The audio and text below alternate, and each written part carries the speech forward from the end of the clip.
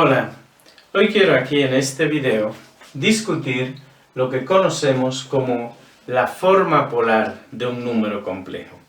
Comenzar señalando que un número complejo es una expresión de la forma z igual a a más ib, de esa manera.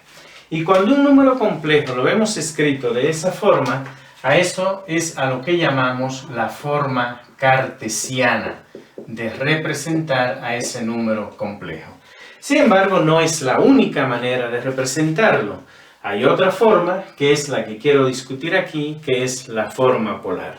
Bien, cuando tenemos un número complejo dado de esa manera, lo podemos graficar. Si nosotros graficamos ese número complejo en el plano complejo, es el plano en el cual el eje horizontal es el eje real, el eje vertical es el eje imaginario. Y el número complejo es un punto en ese plano. Digamos que ese número complejo z está representado por este punto. O sea que ese punto es z igual a más ib. Bien, si nosotros trazamos un segmento de recta que vaya del origen a ese punto que tenemos ahí, el tamaño de ese segmento de recta es lo que llamamos el módulo de ese número complejo. Muchos libros acostumbran a representar ese módulo con la letra R. O sea, esto será R, el módulo de ese número complejo. Ahora nosotros podemos ver que la parte real de ese número complejo está dada aquí, en este punto. Eso es A. Y la parte imaginaria es este punto que está aquí, eso es B. Bien, ¿qué vemos ahí entonces? Que el módulo de ese número complejo es la hipotenusa de un triángulo rectángulo que se forma con la parte real y la parte imaginaria como catetos. Es decir, que ese módulo R, que podemos representar como z entre líneas verticales, así se representa el módulo del número complejo, viene en realidad dado como la raíz cuadrada de a cuadrado más b cuadrado. Esa es la fórmula, la forma como calculamos el módulo del número complejo. Ahora bien, podemos también suponer que se forma un ángulo con el sentido positivo del eje real. Llamémosles θ a ese ángulo que está ahí. Es claro entonces de esa gráfica que está ahí que A es igual a R por el coseno de θ y que B es igual a R por el seno de θ. Si esas dos expresiones para A y B las escribimos, las sustituimos en la expresión de z, nos queda entonces que z es igual a A, o sea a R por el coseno de θ, más i por b, más i por r por el seno de θ. Y en esa expresión que está ahí nosotros podemos factorizar la r para que nos quede z igual a r coseno de θ más i seno de θ. Nos queda así. Pero esta expresión que está entre paréntesis la conocemos por la fórmula de Euler. Coseno de θ más i seno de θ es igual a e a la i θ. Por tanto, podemos al final decir que el número complejo z lo podemos escribir como r por e a la i θ, de esa manera. Y cuando un número complejo está expresado así, a eso es a lo que llamamos la forma polar de ese número. Es decir, podemos representar al número complejo en su forma cartesiana, que viene dado en términos de su componente real y su componente imaginaria, o en la forma polar, que viene dada en términos del módulo, calculado de esta manera, y del ángulo θ, que es el ángulo que se forma con el sentido positivo del eje real. Eso es lo que llamamos la forma polar, y ambas representaciones son equivalentes, las podemos utilizar indistintamente, depende de nuestra elección particular o del problema que estemos trabajando. Ahora bien, he señalado aquí cómo se calcula R. Quiero brevemente discutir cómo se calcula el ángulo θ. ¿Por qué? Bueno, comenzar señalando que algunos libros al ángulo θ le llaman también el argumento de z. Si vemos eso, se refiere exactamente a lo mismo. Y en la mayoría de los libros de matemáticas, el ángulo θ se define en radianes y por convención se define entre menos pi y pi. O sea que θ es menor a pi y mayor a menos pi. De esa manera. ¿Qué quiere decir eso entonces? Gráficamente quizás es más fácil de entenderlo.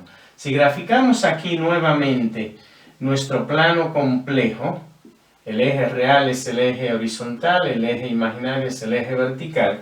Lo que eso quiere decir es que cuando un número complejo se ubica en el primero o en el segundo cuadrante, el ángulo lo vamos a medir en el sentido contrario a las manecillas del reloj para que nos dé un ángulo positivo.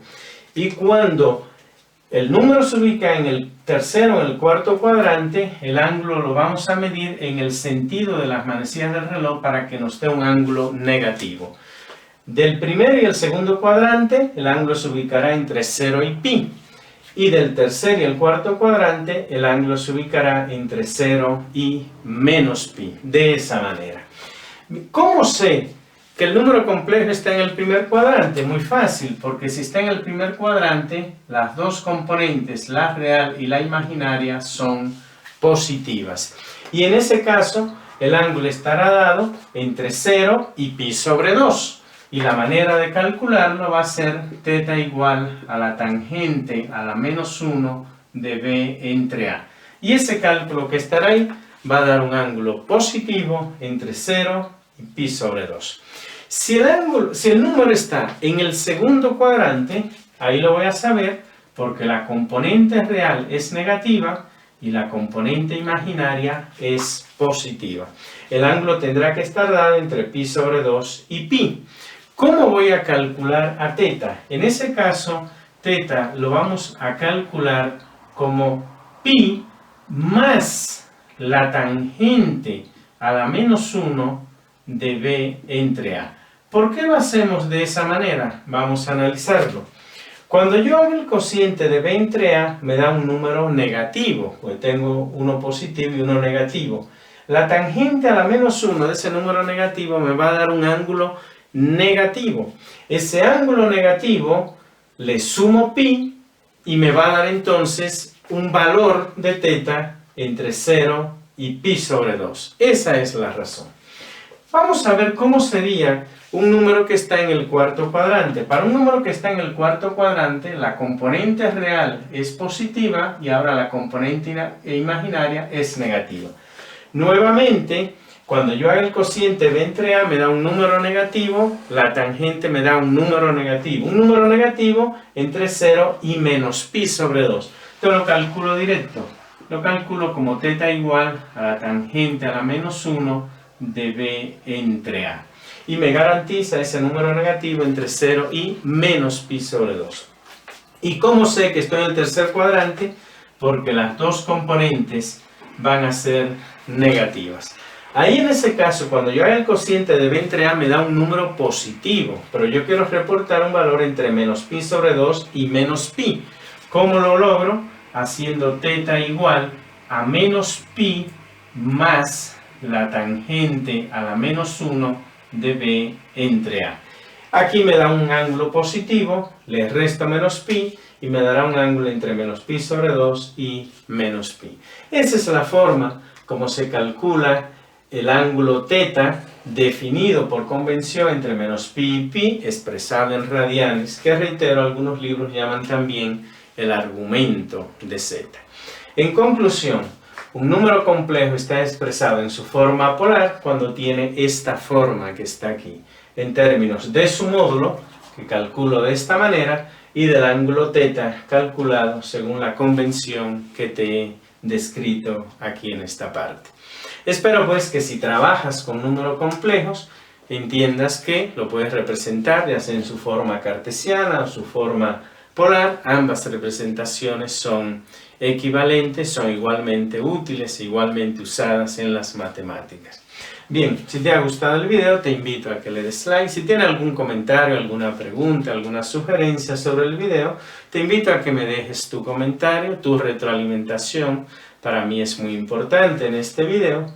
Y de la misma manera te invito a que me sigas, a que te suscribas a mi canal Modesto Fismat.